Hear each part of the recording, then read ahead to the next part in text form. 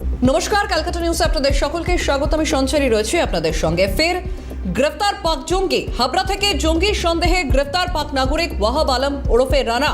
রফকে গ্রেফতার করে পাক নাগরিকের কাছে আইএসআই যোগ রয়েছে বলে সন্দেহ করা হচ্ছে। রানাকে জেরা করে তপসিয়া থেকে গ্রেফতার মোহাম্মদ এজাজ। রানার ওরফে সহযোগী হিসেবে কাজ করত এজাজ, এমনটাই সূত্র মারফত খবর।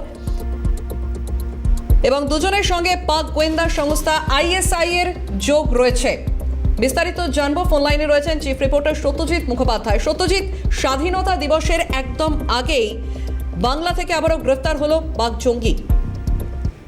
একদমই সত্যি, যে ছবিটা উঠে আসছে, যে কারণে NSA Ajit Doval back to back পশ্চিমবঙ্গে এসেছিলেন। তিনি এই পূর্ব সীমান্তে যে রীতিমতো সন্ত্রাসের আতুরঘর তৈরি হয়ে রয়েছে, এখানে মারাত্মকভাবে নাশকতার ছক তৈরি হয়েছে, এই আভাসটা আগে থেকেই ছিল। সেই কারণেই তুমি দেখবে যাবতীয়ভাবে আমাদের গোয়েন্দারা সক্রিয় রয়েছেন এবং সক্রিয় থাকার জন্যই উত্তর 24 পরগনার বাগদা বা ওই হাবড়া চত্বর থেকে এই ওয়াহাব আলম ওরফে রানা রৌফ, যিনি আলটিমেটলি পাক পাঞ্জাব ফায়জালাবাদের বাসিন্দা, তাকে গ্রেপ্তার করা হয়েছে। রাজ্য স্টেট তাকে গ্রেপ্তার করে এবং তুমি যদি গোটা বিষয়টা দেখে না, অত্যন্ত চমকপ্রদভাবে এই গ্রেপ্তারি পর্বটা হয়েছে এবং উদ্দেশ্য মোটিভটা মোটামুটি এখন পর্যন্ত আমাদের গোয়েন্দারা বোঝার চেষ্টা করছেন। কারণ নেপাল বর্ডার হয়ে এই ওয়াহাব আলম ওরফে রানা রৌফ তিনি ভারতে প্রবেশ করেছিলেন, বাংলা সীমান্তে আসেন। মূলত নেভি অর্থাৎ বে অফ বেঙ্গলে আমাদের নেভির তরফে কি মুভমেন্ট হচ্ছে এই তথ্য তিনি জানার চেষ্টা করছিলেন। এই পাক জঙ্গি তা জানার চেষ্টা করছিল বলে একটা অংশ মনে করছে বা তথ্য উঠে আসছে গোয়েন্দা সূত্রে। একই সঙ্গে আমাদের রেল ট্র্যাক দিয়ে কি ধরনের আমাদের রেল ট্রেন কোথায় যাচ্ছে, কি ধরনের ফোর্স মুভমেন্ট হয়, এই তথ্য ডকুমেন্টস এই ওয়াহাব আলম অর্থাৎ রানা রৌফ তিনি জানার চেষ্টা করছিলেন। মূলত তুমি বলতে পারো যে মডিউল অর্থাৎ এই যে সীমান্ত পূর্ব সীমান্ত বা যেটা বারংবার বলা হচ্ছে আমাদের সিকিউরিটির তরফে, যে পূর্ব সীমান্তে পাকিস্তানি জঙ্গি সংগঠনগুলো তাদের যে মডিউলকে স্ট্রং করার চেষ্টা করছে, তারই স্ট্রং হ্যান্ডলার হিসেবে ফায়জালাবাদের বাসিন্দা ওয়াহাব আলমকে পাঠানো হয়েছিল। নেপাল থেকে তিনি ভারতে প্রবেশ করেন, বাংলায় পৌঁছেন এবং তিনি তথ্য সংগ্রহ করছিলেন। তাকে এখানে ভারতবর্ষে এখানকার আইডেন্টিটি কার্ড বা এখানকার যাবতীয় পরিচয়পত্র ব্যবস্থাও করা হয়েছিল। সেটা কলকাতার লিঙ্ক পাওয়া যাচ্ছে। কলকাতায় তপসিয়ার বাসিন্দা মোহাম্মদ ইজাজ, এই ইজাজই এই ওয়াহাব আলমকে বড় অর্থের বিনিময়ে যাবতীয় আধার কার্ড এবং অন্যান্য ভারতীয় পাসপোর্ট এবং তাকে রেডি করে দেন এবং তারপর সে সমস্তের ভিত্তিতেই একদম সীমান্তবর্তী অংশে গিয়ে সমস্ত কাজ ওয়াহাব আলম করছিল। ইতিমধ্যে ইজাজকে গ্রেপ্তার করা হচ্ছে, ওয়াহাব আলমকে গ্রেপ্তার করা হয়েছে এবং তার পাশাপাশি বোঝার চেষ্টা করা হচ্ছে যে এই মডিউলটা ঠিক কতদূর পর্যন্ত বিস্তৃত হয়েছে। কারণ পূর্ব বর্ধমান থেকে যে জঙ্গিকে গ্রেপ্তার করা হয়েছিল ইমাম মন্ডল, তার সঙ্গে যোগ আছে কিনা এবং তার পাশাপাশি এই ওয়াহাব আলমের মতলব ছিল দ্রুত ভারত ছেড়ে বাংলাদেশে পালিয়ে যাওয়ার। ফলে কতদূর পর্যন্ত বিস্তৃত হয়েছে গোটা বিষয়টি, এই মডিউল আর কে যুক্ত আছে এবং অন্য কোনো হ্যান্ডলার এখনো পর্যন্ত আছে কিনা সীমান্ত জুড়ে বা শহর কলকাতা, তার খোঁজার চেষ্টা হচ্ছে। আজকেই সম্ভবত এই অভিযুক্ত পাকিস্তানি নাগরিককে সঙ্গে মোহাম্মদ ইজাজকেও বারাসাত কোর্টে পেশ করা হবে এবং তারপর রিমান্ডে নিয়ে হেফাজতে নিয়ে জিজ্ঞাসাবাদ পর্ব চালানো হবে। সঞ্চারী, বেশ ধন্যবাদ সত্যজিৎ। ফোন লাইনে ছিলেন চিফ রিপোর্টার সত্যজিৎ মুখোপাধ্যায়। ফের গ্রেপ্তার পাক জঙ্গি এবং হাবড়া থেকে জঙ্গি সন্দেহে গ্রেপ্তার করা হয়েছে পাক নাগরিককে।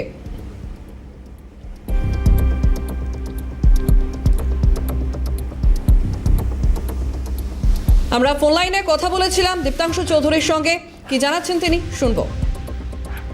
কিছুদিন আগে আমরা জানি যে লস্করে তৈবার সঙ্গে যুক্ত একজন জঙ্গি বলবো তাকে, যদিও এখনো ইনভেস্টিগেশন চলছে, সে আমাদের মুখ্যমন্ত্রীকে টার্গেট করেছিল, হাই ভ্যালু টার্গেট। তার মুভমেন্ট এবং যন্তর মন্তর যেখানে জেএনজিদের একটা আন্দোলন চলছিল, সেটাও তাদের একটা উদ্দেশ্যভাবে টার্গেট ছিল। ইতিমধ্যে 4 মের পর পশ্চিমবাংলায় যে ভাবে রাজনীতি চেঞ্জ হয়েছে, তাতে অনেকের এটা হয়তো বুকে ব্যথা হয়েছে। বিশেষ করে যেসব রাষ্ট্র যারা চাইছিল যে পশ্চিমবাংলাকে বেস করে সেফ হেভেন করে ভারতবর্ষের বিভিন্ন জায়গায় তারা তাদের কার্যকলাপ চালিয়ে যাচ্ছিল, সেটা ভঙ্গ হয়ে গেছে। এবং আমরা দেখতেই পাচ্ছি যে এসটিএফ এর একের পর এক যে ইনফরমেশন ইন্টেলিজেন্স এজেন্সি দিচ্ছে এবং তারা তৎপর হয়ে তাদের অ্যারেস্ট করছে। এইটা আমরা বিগত কয়েক বছর ধরে আমরা দেখিনি। এটা সেফ হেভেন হয়ে গেছিল পশ্চিমবাংলায়। আজকে আমরা দেখছি তপসিয়ার থেকে কেউ, হাওড়া থেকে কেউ, উলুবেড়িয়া থেকে কেউ, তাদের যে একটা মডিউল ছিল সে মডিউলটাকে ভাঙা হয়েছে। ইনভেস্টিগেশন চলছে এবং তৎপর হয়ে এসটিএফ, এই বেঙ্গল এসটিএফ কিন্তু ধরছে তাদের। সরকার 4 মের পর যে নতুন সরকার তাদের উদ্যোগে বেঙ্গল পুলিশ কিন্তু সেম আছে, কিন্তু অ্যাকশন আমরা গ্রাউন্ডে দেখতে পাচ্ছি। 15ই আগস্ট যত সামনে আসবে প্রত্যেকবারেই আমরা একটা হাই ভ্যালু টার্গেট এইভাবে ছড়িয়ে দেওয়া হয়, টার্গেট করা হয়, সেটা দিল্লি হোক, কলকাতা হোক এবং বিভিন্ন জায়গায় হোক, তাদের এই সময় একটা তৎপরতা হয়ে ওঠে। ইন্টেলিজেন্স এজেন্সিও এই সময় একদম সজাগ থাকে যাতে কোনো অঘটন না ঘটে, এবং তার পরিষ্কার যে ছবি আমরা দেখতে পাচ্ছি যেটা আজকে এসটিএফ ধরলো। এখনো যদি টু প্রিম্যাচিওর ইনভেস্টিগেশন, আমার মনে হয় দ্যাট ইন্টেলিজেন্স এজেন্সি তৎপর এবং এই সফলতা বারবার হবে। ফোন লাইনে কথা বলেছিলাম বিজেপি সাংসদ রাহুল সিনহার সঙ্গে, কি প্রতিক্রিয়া দিচ্ছেন তিনি শুনবো। তৃণমূল কংগ্রেস এই পশ্চিম বাংলাটাকে উগ্রপন্থীদের আতুর ঘর তৈরি করে এখানে বাংলাদেশি, পাকিস্তানি আরামভাবে বসবাস করেছে।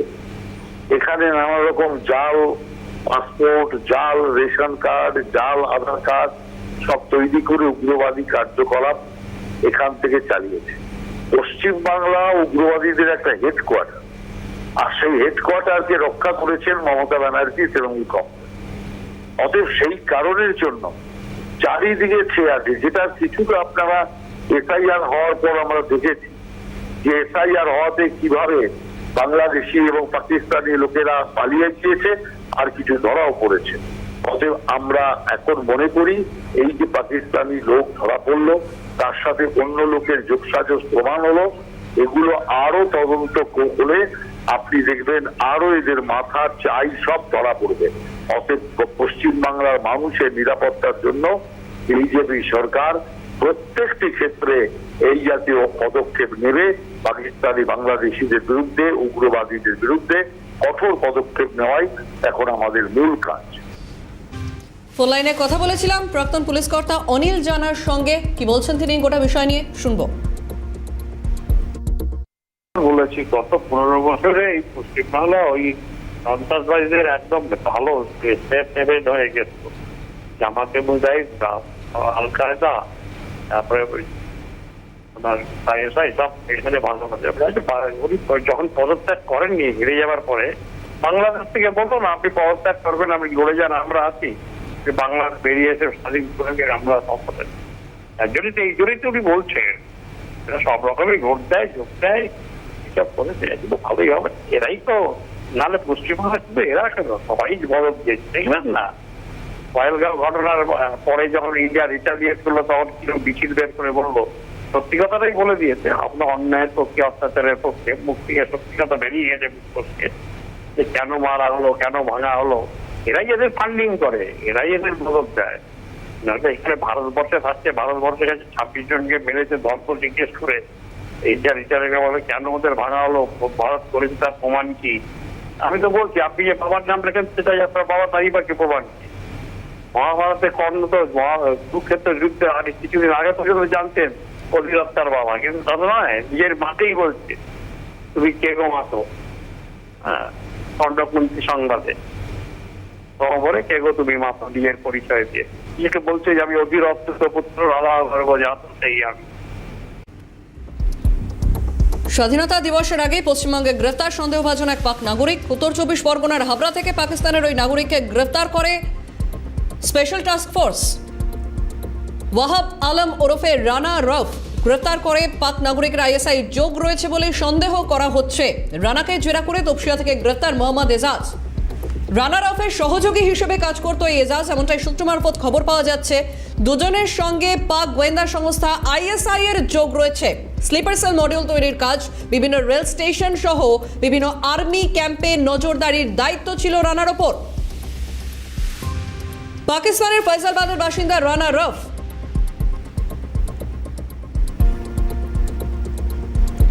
Indian army, navy, rail station, army কোয়ার্টারে নজরদারি চালাতো এই রানা।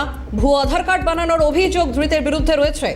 2012 সালের শেষের দিকে পাকিস্তান থেকে ভারতে আসে এই রানা। এরপর বেশ কিছুদিন বিহারে এবং সেখান থেকে পাটনা হয়ে হাওড়ায় পরিচয় হয় রানার সঙ্গে তপসিয়ার এজাজের।